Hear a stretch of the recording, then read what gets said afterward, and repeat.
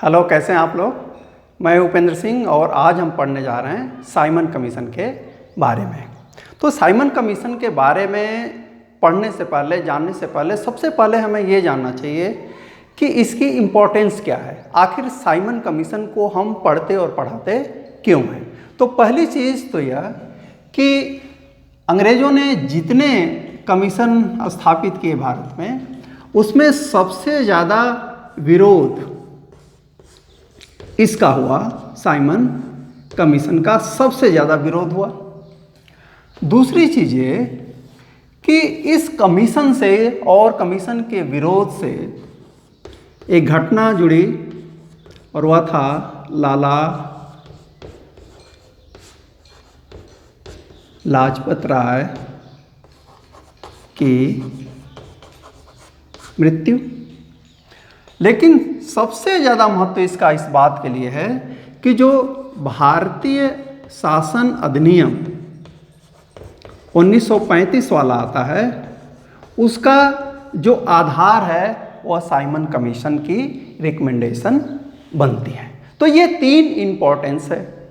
इसके बाद हमें ये जानना चाहिए कि यह आया कब, इसकी टाइमिंग क्या है।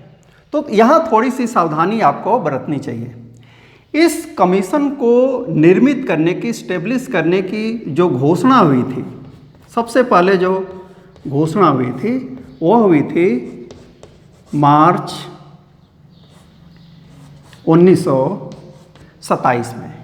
लेकिन जो उस समय की सरकार थी उसने इसको स्टेब्लिश किया नवंबर 1927 में, और यह भारत में आया पहली बार 3 फरवरी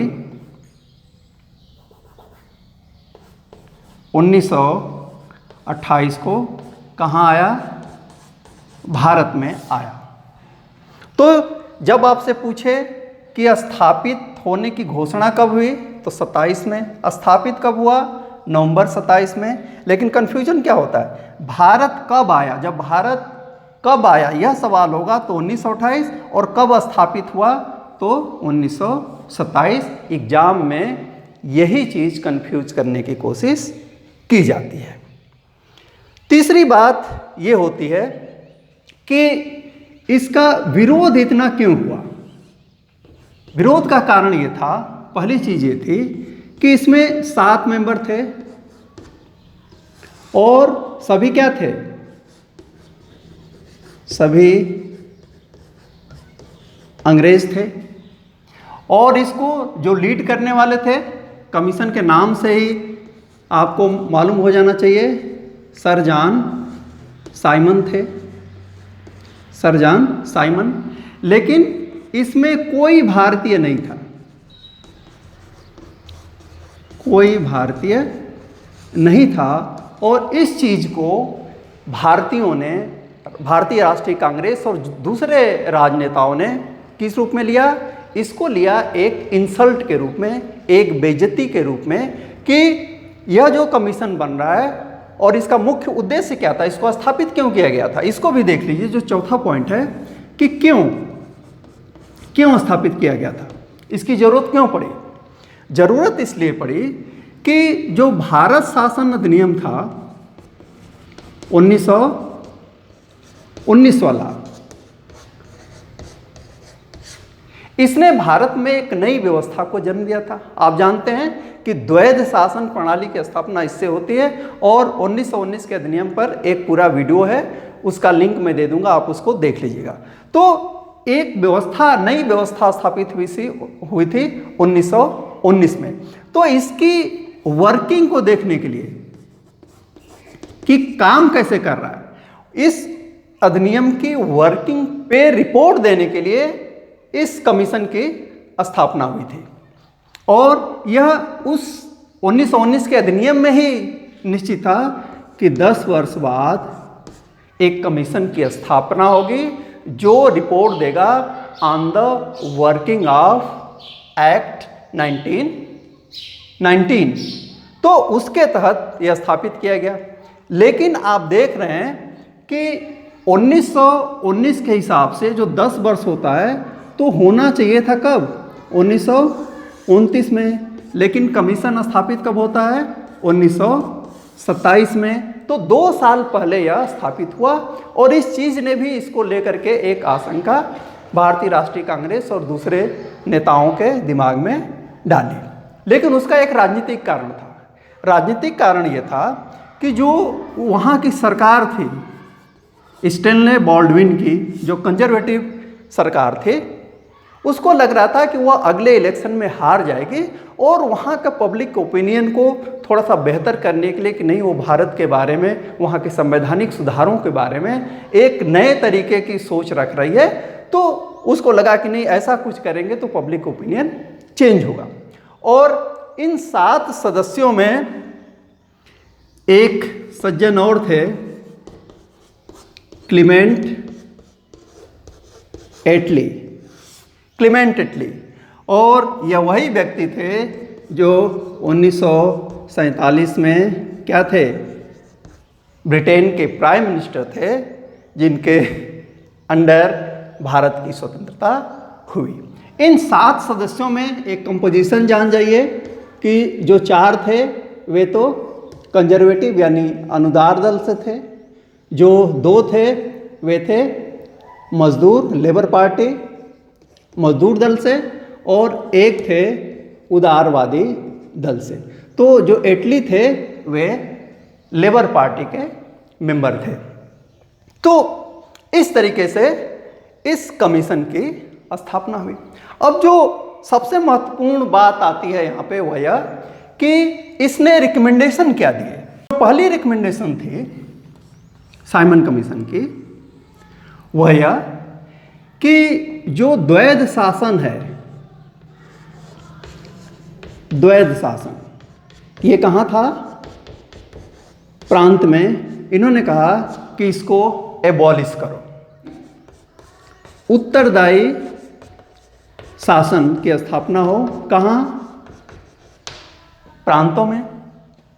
तीसरी जो बहुत इंपॉर्टेंट चीज़ थी, इन्होंने कहा कि एक फेडरल स्टाइल स्ट्रक्चर यानी एक संघीय व्यवस्था की स्थापना की जाए सेंटर के लेवल पे, जिसमें कौन शामिल हो? जिसमें एक तो ब्रिटिश इंडिया यानी वे स्टेट जो ब्रिटेन के सीधे कंट्रोल में हैं, और दूसरा इन्होंने कहा देसी रियासतें, प्रिंसली स्टेट। तो इनको मिलाकर के क्या बना जाए? एक फेडरल स्ट्रक्चर, एक फेडरेशन की स्थापना की जाए। चौथी इंपॉर्टेंट चीज़ जो इसमें आती है, इन्होंने कहा कि जो सांप्रदायिक यानी धर्म के आधार पे प्रतिनिधित्व दिया जा रहा था 1909 के अधिनियम से मुसलमान और दूसरी कम्युनिटी को, उस प्रतिनिधित्व की प्रणाली को क्या किया जाए? जारी रखा जाए। डायरकी को ख़त्म किया जाए, लेकिन कम्युनल जो रिप्रेजेंटेशन था उसको जारी किया जाए, जारी रखा जाए। पांचवा, ये जो बहुत इंपॉर्टेंट था और अक्सर पूछता है, इसमें कहा गया कि बर्मा को भारत से अलग कर दिया जाए, और एक और चीज़ थी कि सिंध को बंबई से सेपरेट कर दिया जाए, अलग कर दिया जाए। तो ये मुख्य उसके रिकमेंडेशन थे। और इस रिकमेंडेशन का जो प्रभाव हुआ उसको हम देखते हैं कि पहली चीज़ तो ये हुई कि एक राउंड टेबल जिसको कहते हैं गोल मेज आंदोलन, राउंड टेबल कॉन्फ्रेंस, 3 कितनी? 3। इस पे हम अलग से देखेंगे। 1930, 1931 और 1932 3 राउंड टेबल कॉन्फ्रेंस यहाँ आयोजित हुई। इसके बाद दूसरी चीज़ कि वाइट पेपर यानी सरकार ने वाइट पेपर, श्वेत पत्र जिसको कहते हैं, उसके बाद ले आई। और सबसे इम्पॉर्टेंट चीज़ कि साइमन ने इस बात का रिकमेंडेशन किया था कि उनकी रिकमेंडेशन को यानी जो सिफारिशें वो कर रहे हैं उसे आगे आने वाले भारत शासन अधिनियम में इंक्लूड किया जाए, तो जो गवर्नमेंट ऑफ इंडिया एक्ट था 1935 वाला, उसमें इनकी रिकमेंडेशन को इंक्लूड किया गया। वहाँ फेडरेशन की भी बात की गई, वहाँ बर्मा को अलग भी कर दिया गया, सिंध को अलग कर दिया। और इसकी इम्पोर्टेंस ये है कि 1935 का अधिनियम एक्चुअली जो 1950 का हमारा संविधान है उसका बेस बनता है। इस पूरे प्रसंग में एक चीज़ शुरुआत वाली छूट रही है जिसको मैं याद दिला दूं।